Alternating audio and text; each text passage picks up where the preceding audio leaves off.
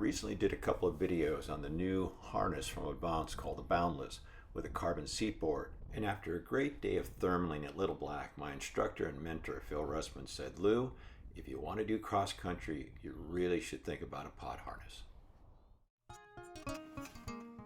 If you've seen any of my videos, you know I love Advance products.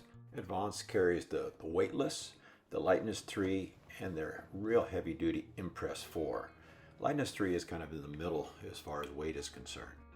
The biggest thing I'm learning about a pod harness is to have it adjusted very well, both in terms of comfort and the length of that speed bag. There's a variety of adjustment points. Here you have the speed bar adjustments, and it's pretty straightforward once you get the hang of it. Little knots, little ball pulleys where you can do the various adjustments. The hang test is really critical, and this picture was before I really had everything loaded as if I was going to go flying with my helmet and all the stuff that I would carry along.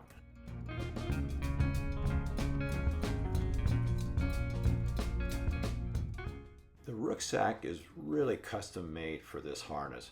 Really is quite nice, very compact, and fits with a standard wing with no problem.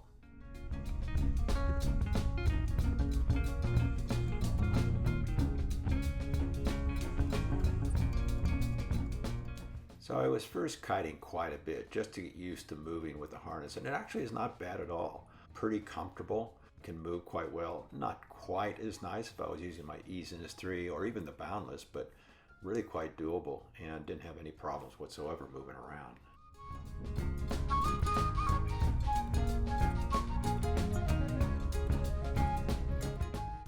So while I was doing my hang test, I practiced getting in and out of the harness, but there's nothing like doing it in the real world. So here I go, first launch.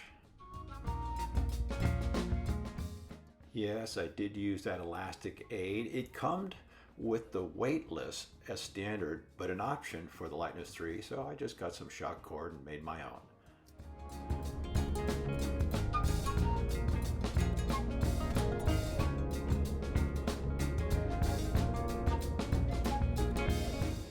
So I was wondering what the learning curve would be on a pod harness, but right off the bat, I found this to be super comfortable. I could fly in shorts, was warm, cozy, and immediately loved it. So this harness has no seatboard. It's more like a hammock, but it has some great weight shifting authority. I imagine a seatboard might be better, but I was able to just carve through these turns back and forth. Really very nice.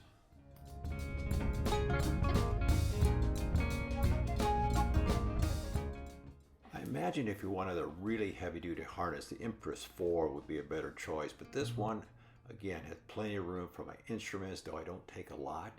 I'm using, in this particular example, my Sarai Nav XL and just a FlySky app in my iPhone, and no problem, plenty of room.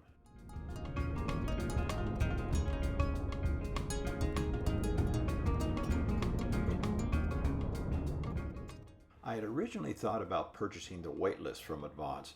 Very lightweight, very, very easy for a hike and fly, but the materials are not nearly as durable, and I was really afraid that in my terrain I might really beat it up. So I went for the Lightness 3, just a little bit heavier, and I'm glad I did. The speed bar has a typical two-stage arrangement with a little bit of reinforcement over those lines so those thin lines don't get caught in your boots.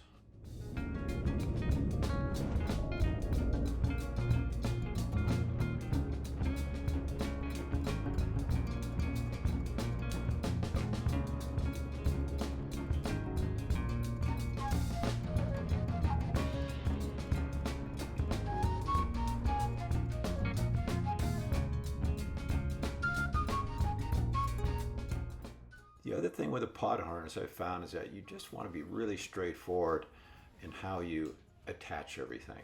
Have a little checklist of what you do first, and you want to keep it in that order. Again, not difficult, but a little bit of difference since I've been flying just a general harness for so long.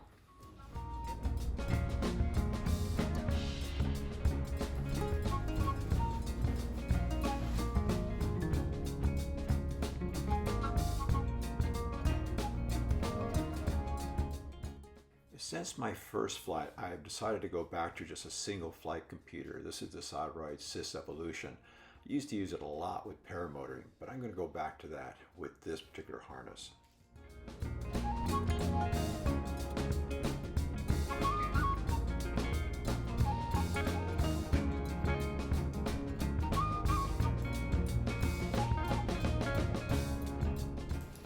Very straightforward getting into the harness. Just do it in the right order. Don't forget anything and you're ready to go. And that reserve handle is just off your right hand.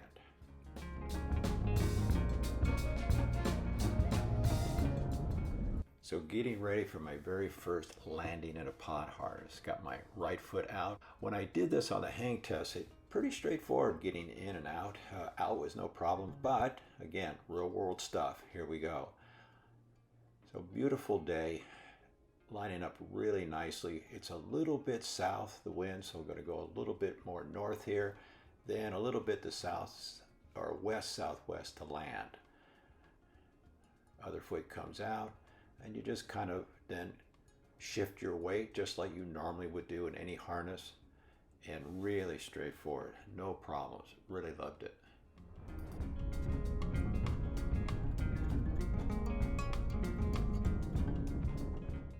So another beautiful day at Torrey to do some touch and goes. Here I'm taking off, and the one thing I noticed I was doing unconsciously, but saw it right away, was that I was tugging on the brakes a little bit as I was getting into my harness. So I really got to be careful. Do not do that. You don't want to be stalling your wing or dropping. So I noticed that right away. After this particular launch, I went back, I did another launch, and really consciously just kept those brake handles very, very passive.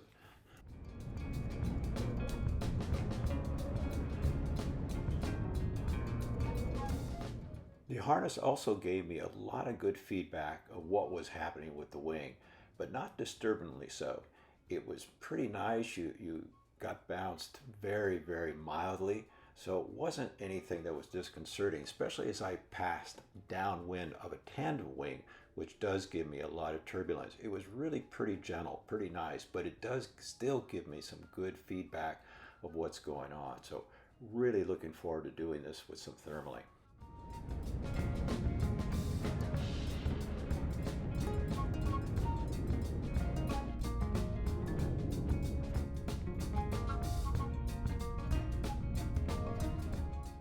So there it is, the Advance Lightness 3 harness in a large size. I've been flying for around 10 years, both paramotors and paragliders, and do consider myself a solid intermediate pilot. I'm not advanced by any means, and getting to fly in a pod harness for the first time has been a great experience, and I think I'm really going to love it while I'm thermaling. I'll post more videos of the Lightness 3 harness, hopefully with some great thermaling days, and in the meantime, thanks for watching. Fly safe. I'll see you in the next one.